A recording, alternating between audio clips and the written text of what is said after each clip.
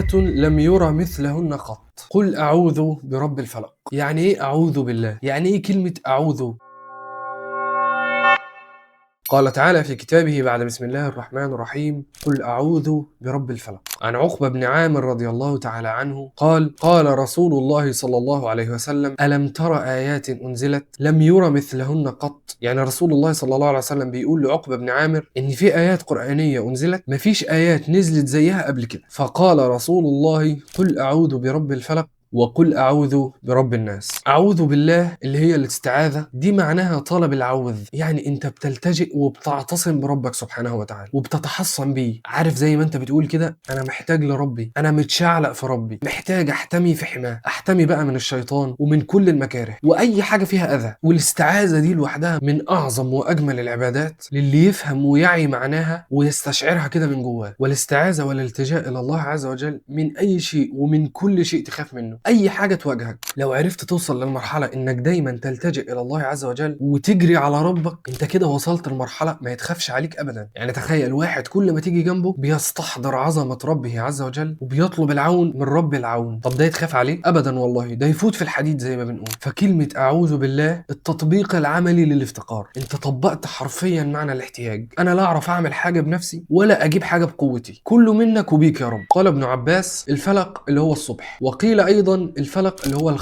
الخلائق يعني والمخلوقات. يعني قل أعوذ برب المخلوقات. وقيل الفلق بيت في جهنم إذا فتح صاح جميع أهل النار من حره. بيت في جهنم مقفول، أول ما يفتح في وجه أهل النار صاحوا وصرخوا بس من شدة حره قبل ما يخشوا فيه، قبل ما يتعذبوا. فاللهم أجرنا من النار. وقيل أن الصحيح أن هو فلق الصبح. وأيا كان معنى الفلق فالأمر هنا بالاستعاذة برب الخلائق ورب الصبح ورب جهنم سبحانه وتعالى من شر ما خلق، يعني من شر جميع المخلوقات.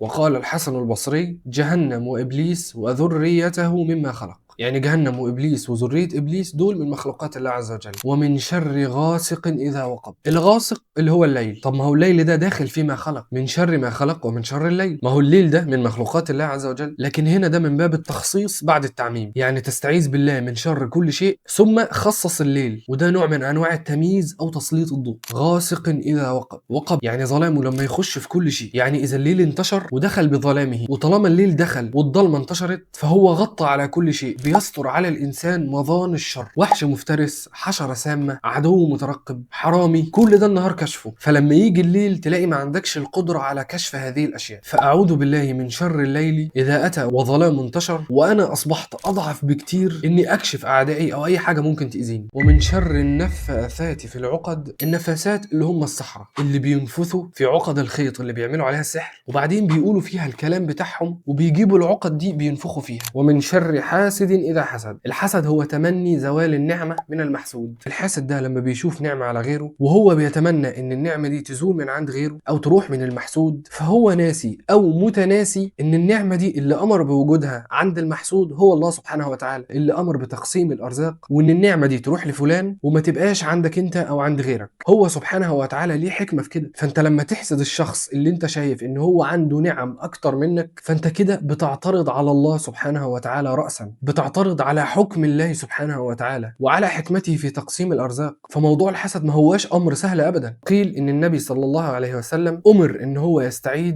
من شر حسد اليهود وأذاهم. وقيل إن هو أمر إن هو يستعيذ من شر أي حاسد، سواء حسده بالعين أو تطور وسحره أو أذاه بأي شكل من الأشكال. ويجوز واحد مش مقدر خطر الحسد يحس إن هو أمره سهل أو أمره هين، لكن نقول طالما إن ربنا عز وجل أمرنا إننا نستعيذ من الحسد ونستعيذ من شر الحاسد، يبقى لابد إن يكون لهذه الأشياء ضرر سواء فهمناه أو ما فهمناهوش. أخرجه البخاري وفي صحيح مسلم والإمام أحمد عن عائشة رضي الله عنها قالت: كان رسول الله صلى الله عليه وسلم سحر حتى كان يرى أنه يأتي النساء ولا يأتيهن. يعني النبي صلى الله عليه وسلم اتعمل له سحر، فكان النبي بيتخيل ان هو بيجامع زوجاته مع انه في الحقيقة ما كانش بيقرب منهم، لا يأتيهن. قال سفيان: وهذا اشد ما يكون من السحر اذا كان كذا. اصعب حاجة في السحر لما توصل للمرحلة دي انه يخلي البني ادم يتهيأ له ان هو عمل حاجات لكن في الحقيقة هو ما عملهاش، لكن التأثير ده ما اثرش عليه في امور الدعوة والتبليغ. فقال رسول الله صلى الله عليه وسلم: يا عائشة، أعلمت أن الله قد أفتاني فيما استفتيته فيه؟ يعني أنا سألت ربنا سبحانه وتعالى ودعوت ودعوته ان هو يبين لي سبب مرضي وضعفي وازاي اتعالج منه، فربنا سبحانه وتعالى استجاب لي وارشدني. فقال رسول الله صلى الله عليه وسلم: اتاني رجلان فقعد احدهما عند راسي والاخر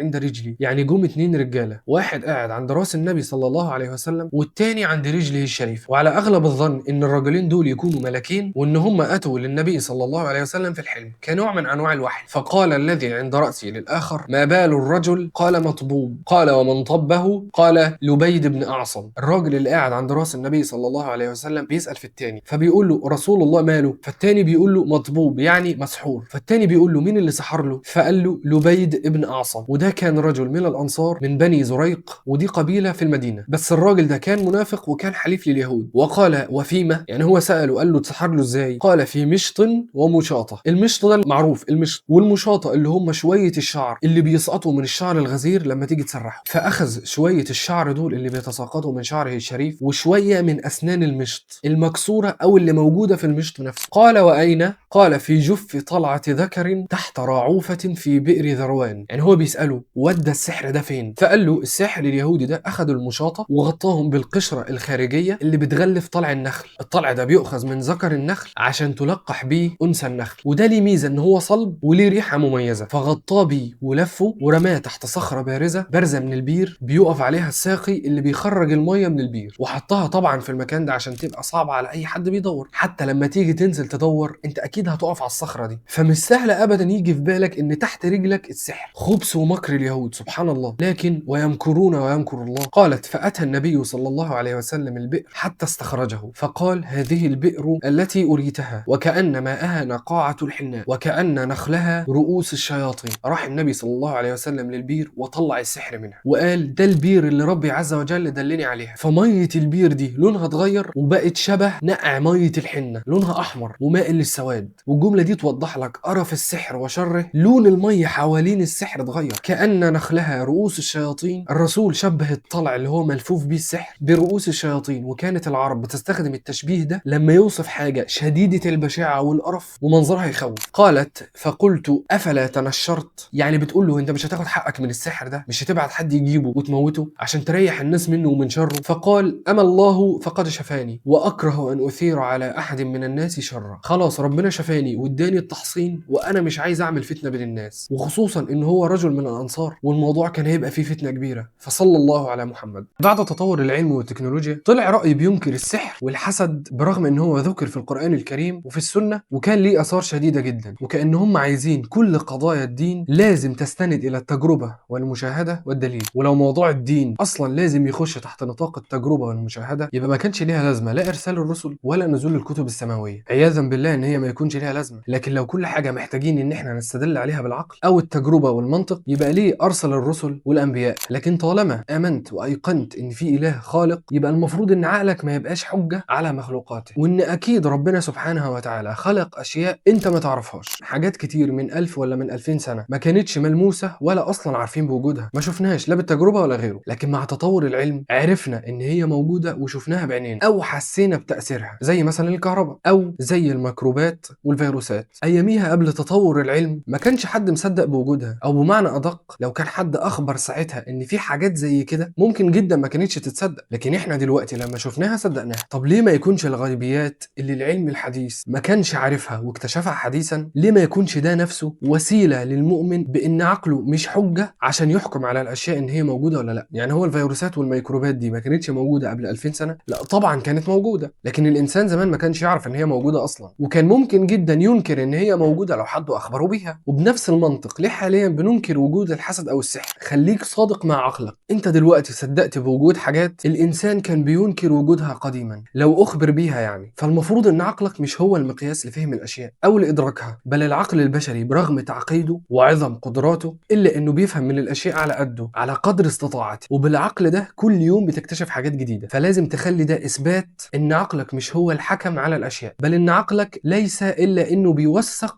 الاشياء. لما ربنا سبحانه وتعالى اخبرني ان في شيء من مخلوقاته، فلو العقل ما شافهاش او العين ما شافتهاش يبقى اصدق لحد ما يجي الوقت اللي اشوفها، او ان اتاكد بوجودها سواء بالمشاهده او بالدليل. ولما اشوفه او اتاكد منه ساعتها اقر بعظمه ربنا سبحانه وتعالى وااكد على صدقه التام فيما اخبر. فاللي بينكر السحر او الحسد نقول له اتق الله، لا، انت كده بتصادم القرآن والسنة، لأن لا يجوز إعمال العقل في وجود نص قرآني.